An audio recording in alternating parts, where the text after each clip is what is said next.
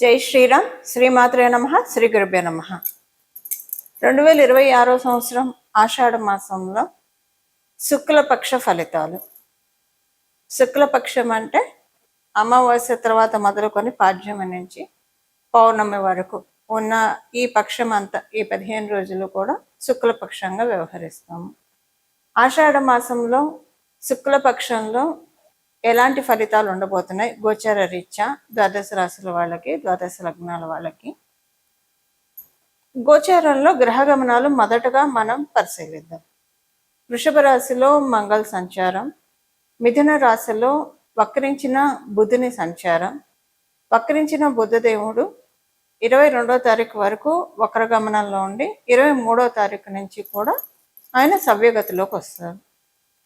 రవి 16వ తారీఖు వరకు మిథున రాశిలో సంచారం చేస్తూ 17వ తారీఖు నుంచి మిథున రాశి నుంచి కర్కాటక రాశిలోకి కర్కాటక రాశిలోకి ఆయన ప్రవేశిస్తారు.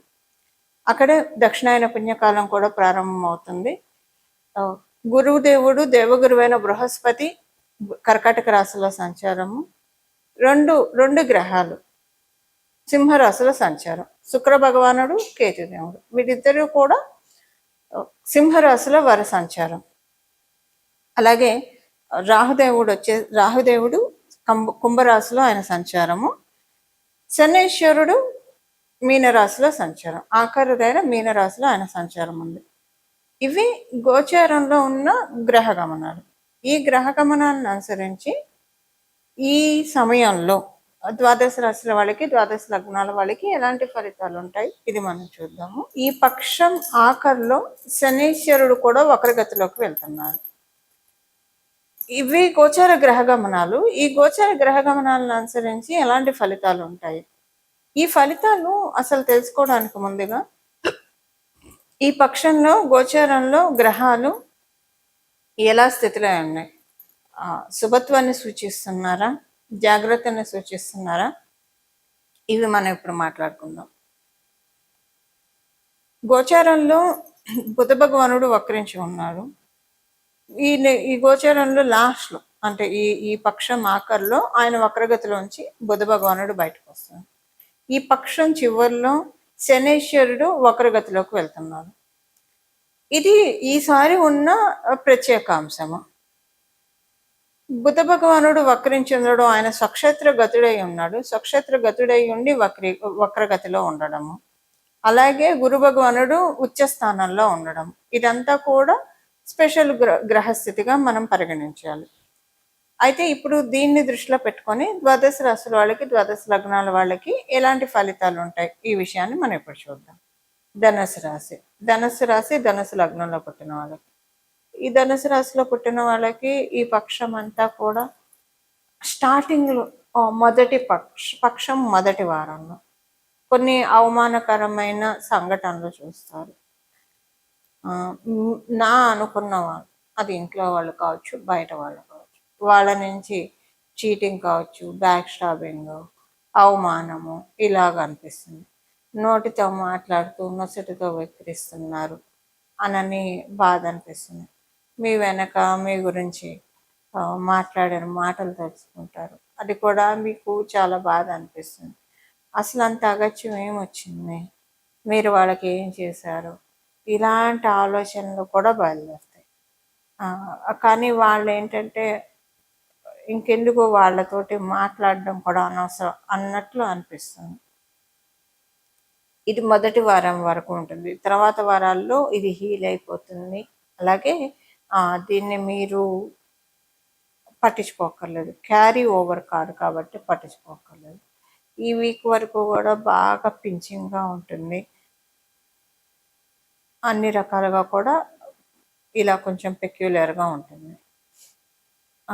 సెకండ్ థింగ్ ఏంటంటే మీ ఇంట్లో వాళ్ళు కావచ్చు, మీరు కావచ్చు, ఎవరైనా సరే దూర ప్రాంతానికి వెళ్ళాలి అని అనుకుంటే కనుక ఇది చాలా మంచి సమయం, చక్కటి సమయము. మీరు చేసే ప్రయత్నాలన్నీ కూడా సఫలీకృతం అవుతాయి.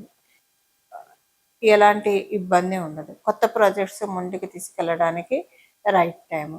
చెవికి సంబంధించిన ఇబ్బందులు ఏమన్నా రావడానికి ఛాన్స్ ఉంది, జాగ్రత్తగా ఉండండి. చెవికి సంబంధించిన ఇబ్బందులు వస్తే నెగ్లెక్ట్ చేయకుండా వెంటనే చూపించుకోండి. సో తగిన ట్రీట్మెంట్ తీసుకోండి. ఇవి ఈ పక్షం యొక్క ఫలితాలు ధనుసు రాశి, ధనుసు లగ్నంలో పుట్టిన వాళ్ళకి.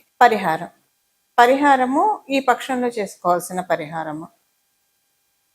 ఈ పక్షంలో 2 గ్రహాలు వక్రగతిలో ఉన్నాయి. అంటే ఒక గ్రహం వక్రగతిలోంచి బయటకు వస్తుంది, ఇంకొక గ్రహం వక్రగతిలోకి వెళ్తుంది. అంటే శనిశ్చరుడు వక్రగతిలోకి వెళ్తున్నాడు, బుధ భగవానుడు వక్రగతి నుంచి బయటకు వస్తున్నాడు. ఈ వక్రగతిలో నుంచి బయటికి రావడం ఇది బెనిఫిట్ అందరికీ. మిథున రాశిలో ఉండి ఆయన వక్రగతిలో నుంచి బయటికి రావడం చాలా మందికి బెనిఫిట్. అయితే శనీశ్వరుడు వక్రగతిలోకి వెళ్ళడం కొంతమందికి ప్లస్ ఉంటుంది, కొంతమందికి మైనస్ ఉంటుంది. ఎవరెవరికి ప్లస్ ఉంటుందంటే ఇప్పుడు మా ఇప్పుడున్న మనం దీంట్లో చూస్తే కనుక అర్ధాష్టమ శని, ఏలినాటి శని, అలాగే అష్టమ శని ఎవరెవరికైతే జరుగుతుందో వారికి శనీశ్వరుడు వక్రగతి మంచి ఇంపాక్ట్ చూపిస్తుంది. అష్టమ శని ఎవరికి ఉంది? సింహరాశి వాళ్ళకు ఉంది. అర్ధాష్టమ శని ధనుసు రాశి వాళ్ళకు ఉంది. ఏలినాడు శని కుంభరాశికి, మీనరాశికి, మేషరాశికి వీళ్ళకు ఉంది.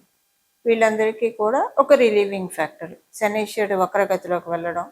ఇన్నాళ్ళు అష్టమ శని వల్ల పడ్డ బాధలు కావచ్చు, అర్ధాష్టమ శని వల్ల పడ్డ ఇబ్బందులు కావచ్చు, ఏలినాడు శని వల్ల చూసిన ఉత్కృష్టమైన పరిస్థితులు కావచ్చు, వీటిలోంచి కొంత రిలీవింగ్ ఫ్యాక్టర్ ఉంటుంది. ఈ ఏలినాటి శని ప్రభావం కుంభరాశి వాళ్ళకి అంతగా ఉండదు. మకర కుంభరాశి వాళ్ళకి ఏలినాటి శని మేలే చేస్తుంది, చెరుపు చేయదు. అసలు వాస్తవంగా మాట్లాడుకోవాలంటే ఏలినాటి శనిలో అందరికీ ఏదో ఒక మంచి చేసి వెళ్తాడు. ప్రతి రాశి వాళ్ళకి ఏదో ఒక మంచి చేస్తాడు. ఆయన లాస్ట్లో చేస్తాడు మంచి, మధ్యలో అయినా చేస్తాడు, ఖచ్చితంగా ఒక మంచి చేస్తాడు. అయితే మకర కుంభరాశి వాళ్ళకి ఒక స్పెషల్ ప్రివిలేజ్, ఏలినాటి శని మంచి ఫలితాన్ని ఇస్తుంది. అందువల్ల కుంభరాశి వాళ్ళకి అంత పెద్ద ఇబ్బందులు అయితే ఏం లేదు ఏలినాటి శనిలో. అలాగని కొంచెం చిన్న చిన్న ఇష్యూస్ అయితే ఉన్నాయి అంతవరకే.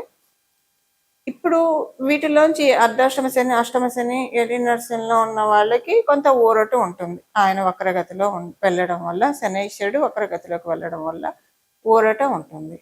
అలాగే బుధ భగవానుడు వక్రగతిలో నుంచి బయటికి రావడం ఇది కూడా ఒక ఊరట. ఆయన స్వక్షేత్రంలో వక్రించడం అనేది అన్ని రాసుల వాళ్ళకి అంటే పూర్తిగా మంచిది కాదు అది. అదే శత్రుస్థానంలోనూ నీచ స్థానంలో ఉన్నప్పుడు వక్రిస్తే అది శుభ ఫలితాన్ని ఇస్తుంది. ఈయన వక్రగతిలో ఉంటే ఎవరికి ఎక్కువ స్పెషల్ ఫలితాలు ఉంటాయి అంటే కర్కాటక రాశికి బుధ భగవానుడు వక్రించడం వల్ల కర్కాటక రాశి వాళ్ళకి మంచి ఫలితాలు ఉంటాయి. ధనుసు రాశి వాళ్ళకి, మీనరాశి వాళ్ళకి మంచి ఫలితాలు ఉంటాయి. ఇప్పుడు చేసుకోవాల్సిన పరిహారము ఇదేంటంటే, మీరు అంటే మీకు ఒక ఐడియా ఉంటే కనుక ఒక మంత్రాన్ని తీసుకొని ఆ మంత్రాన్ని అనుష్ఠానం చేస్తూ ఇంకొక మంత్రంతో సంపుటీకరణం చేయడం. ఈ ప్రాసెస్ అందరికీ ఐడియా ఉండదు, కొంత కష్టసాధ్యం అవుతుంది. సో దాని బదులు సులువుగా ఉండేది ఒక నామం చెప్తాను, ఈ నామాన్ని జపించండి. ఈ పక్షం ఈ నామాన్ని జపించడం వల్ల చక్కటి మంచి ఫలితాలు వస్తాయి.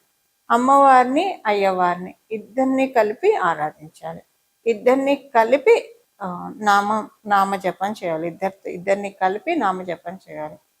అది పరమశివుడికి, పార్వతికి పరమశివుడికి సంబంధించింది ఒకటి, అలాగే లక్ష్మీ అమ్మవారికి, నారాయణుడికి సంబంధించింది తెలుసుకున్నాం.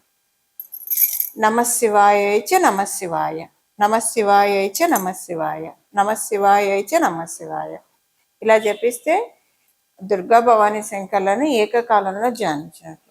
లేదా నమో భగవతే దుర్గా భవానీ శంకరాయ, నమో భగవతే దుర్గా భవానీ శంకరాయ, నమో భగవతే దుర్గా భవానీ శంకరాయ ఇదైనా స్మరించవచ్చు.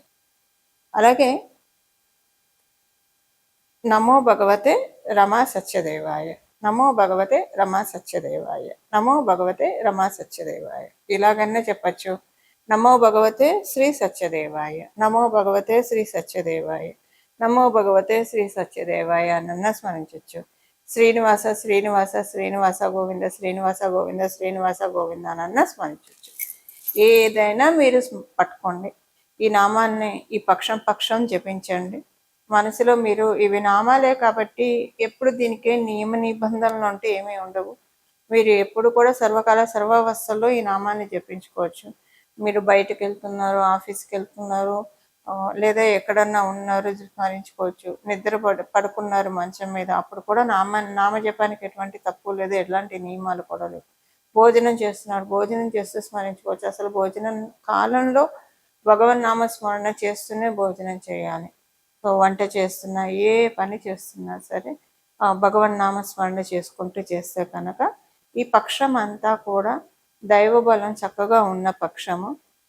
అనుకూలమైన పరిస్థితులు ద్వాదశ రాశుల వాళ్ళే, ద్వాదశ లగ్నాల వాళ్ళకి చూడడానికి అవకాశం కలిగిస్తుంది ఈ పక్షంలో ఉన్న ఫలితాలు ఈ నామజపం ద్వారా. ఇలా మనం అందరం కూడా భగవంతుడి కృపకి, లక్ష్మీనారాయణ కృపకి, దుర్గా భవానీ శంకర్ల కృపకి పాత్రలం కావాలని చెప్పి మనందరి తరఫున మనస్ఫూర్తిగా వేడుకుంటూ మంగళం. నమో భగవతే వాసుదేవాయ.